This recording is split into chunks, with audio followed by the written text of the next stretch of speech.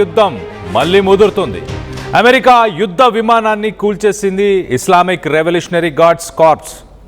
బుషేర్ అనే ఒక ప్రాంతంలో అమెరికా యుద్ధ విమానాన్ని పేల్చేసినట్లు ఇరాన్ మీడియాలో వార్తలు వస్తున్నాయి.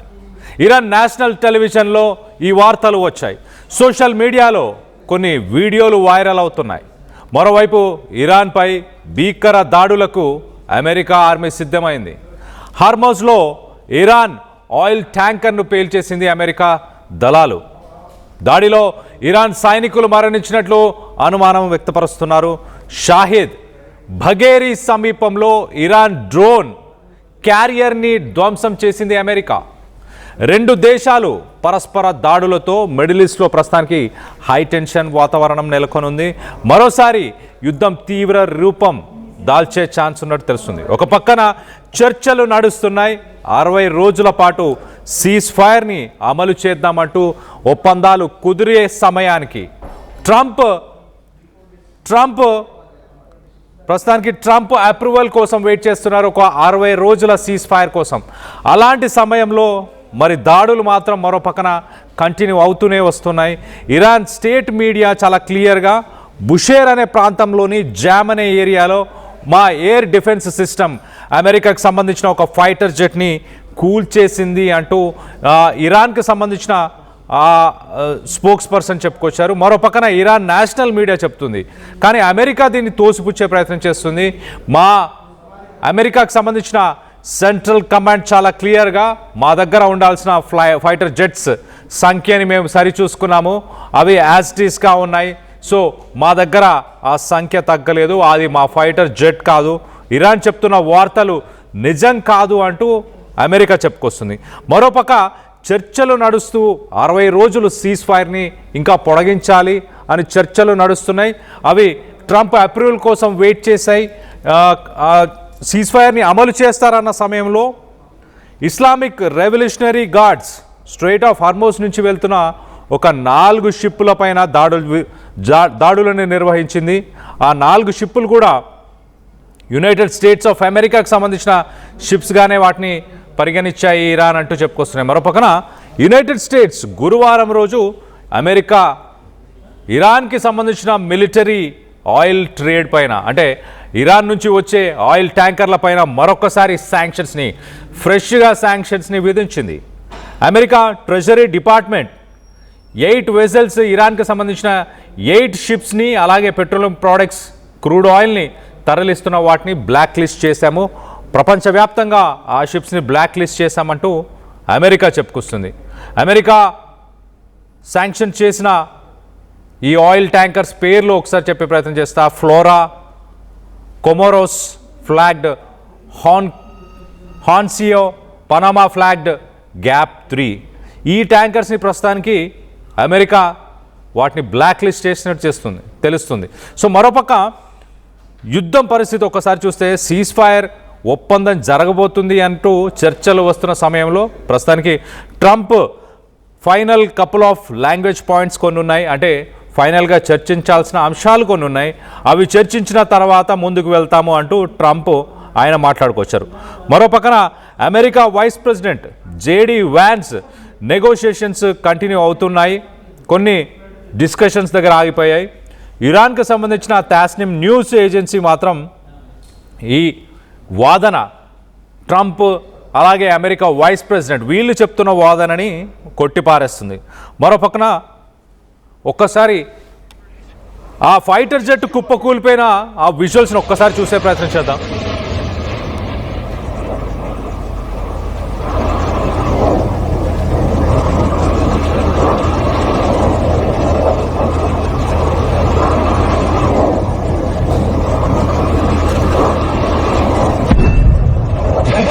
Target hit. Target destroyed.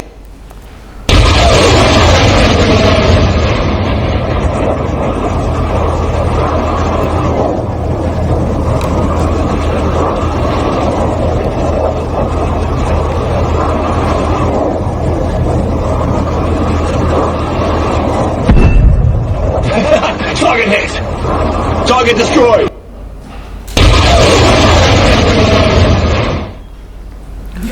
Right, మన విజువల్ చూసాము.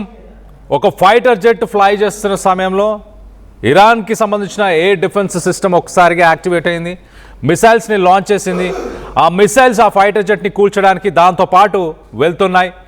ఆ మిసైల్స్ని తప్పుదోవ పట్టించడానికి డిస్ట్రాక్షన్ కోసం కొన్ని షాట్స్ని కూడా ఆ ఫైటర్ జెట్ ఫైర్ చేసింది. మనం చూడొచ్చు ఆ మిసైల్ వెళ్ళిన తర్వాత కొన్ని షాట్స్ని, అంటే ఆ డిస్ట్రాక్షన్ అన్నమాట. ఫైటర్ జెట్ని కాకుండా సాధారణంగా ఈ మిసైల్స్ హీట్ని పసిగట్టి టార్గెట్ చేస్తుంటాయి. సో కొన్ని షాట్స్ని ఏదైతే ఫైటర్ జెట్ వేసిందో వాటిని ఒక డిస్ట్రాక్షన్ లాగా వాడుకుంటారు సాధారణంగా, ఆ బ్లైండ్ షాట్స్ అనొచ్చు. వాటిని కూడా దాటుకొని ప్రస్తుతానికి డైరెక్ట్గా వెళ్ళి ఆ ఫైటర్ జెట్ని కుప్పకూల్చేసింది. ఆ విజువల్స్ మనం చూస్తున్నాం. లాస్ట్ మినిట్లో మరి ఆ ఫైటర్ జెట్లో ఉన్న ఆ పైలట్ కూడా అక్కడ నుంచి ఆ ఫైటర్ జెట్ నుంచి బయటకు వచ్చాడు. పారాషూట్ ద్వారా కిందికి ఆయన ఫ్లై చేసిన ఆ వీడియోని మనం ప్రస్తుతానికి చూస్తున్నాం. మరి ఆ పైలట్ ప్రస్తుతానికి ఇరాన్ ఆధీనంలోనే ఉన్నాడా? ఆ ఫైటర్ జెట్ నిజంగానే కూలిపోయిందా? దీనికి సంబంధించి అమెరికా మాత్రం అసలు మా ఫైటర్ జెట్ కాదు, మాకు సంబంధం లేదు, మా దగ్గర ఉండాల్సిన నంబర్ ఆఫ్ ఫైటర్ జెట్స్ అన్ని కంటిన్యూ అవుతున్నాయి, అలానే ఉన్నాయి, ఆ కౌంట్ని కూడా మేము చూసుకున్నామంటూ అమెరికా కొట్టిపారేస్తుంది. ఇరాన్ నేషనల్ మీడియా మాత్రం చాలా క్లియర్గా బుషైర్ అనే ప్రాంతంలోని జామ్ అనే ఏరియాలో మేము ఒక ఫైటర్ జెట్ని కుప్పకూల్చేసాము అంటూ ఇరాన్ తన నేషనల్ మీడియాలోనే చెప్పుకొస్తుంది. సో మొత్తం మీద మరొక విజువల్ ఉంది, దానికి సంబంధించి ఒకసారి యుద్ధ వాతావరణానికి సంబంధించిన విజువల్స్ని ఒక్కసారి చూసే ప్రయత్నం చేద్దాం. ఎలాంటి పరిస్థితులు నెలకొన్నాయి?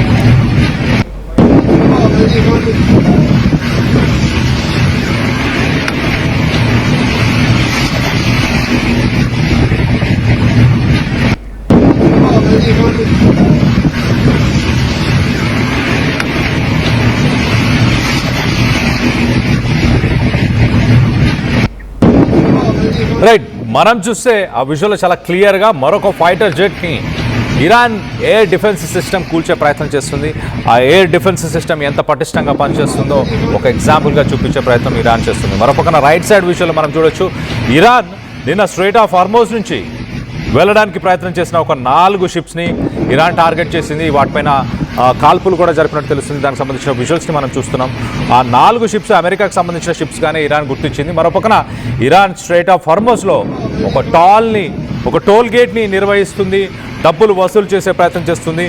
మరోపక్కన ఇరాన్ ఆ విమర్శలపైన స్పందిస్తూ ఒక టోల్ గేట్ అనకుండా దీన్ని మేము ఆ ఏరియాని స్ట్రైట్ ఆఫ్ హార్మోజ్ అనే ప్రాంతాన్ని పరిరక్షించడానికి మేము వసూలు చేస్తున్న ఒక ఫీజు అని అనాలి, దీన్ని టోల్ అని అనకూడదు అంటూ కూడా ఇరాన్ దానిపైన ఒక కౌంటర్ ఇచ్చే ప్రయత్నం చేసింది. అలాగే బుధవారం రోజు కువైత్లోని కొన్ని ఏరియాస్లో ఇరాన్ దాడులను నిర్వహించింది. దాన్ని అమెరికాకు సంబంధించిన ఒక ఆర్మీ బేస్ అక్కడ ఉంది, అందుకే మేము దాడులను నిర్వహించాము అంటూ ఇరాన్ చెప్పుకొచ్చే ప్రయత్నం చేస్తుంది. మొత్తం మీద యుద్ధ వాతావరణం అయితే రోజు రోజుకి తీవ్ర రూపం దాలుస్తుంది. గల్ఫ్ కంట్రీస్ పైన మరొక పక్క అమెరికా అబ్రహాం అకార్డ్స్ అంటూ ఒక డీల్ని కుదుర్చుకునే ప్రయత్నం చేస్తున్న సమయంలో మరో పక్కన ట్రంప్, అమెరికా ప్రెసిడెంట్ కానీ అమెరికా వైస్ ప్రెసిడెంట్, వీరందరూ కూడా చర్చలు సఫలమయ్యే అవకాశం ఉంది. 60 రోజుల పాటు సీజ్ ఫైర్ని మేము అమలుకు తీసుకొచ్చే ప్రయత్నం చేస్తున్నాం. మరోపక్కన స్ట్రైట్ ఆఫ్ హార్మోజ్ని కూడా రీఓపెన్ చేయడానికి చర్చలు జరుగుతున్నాయి.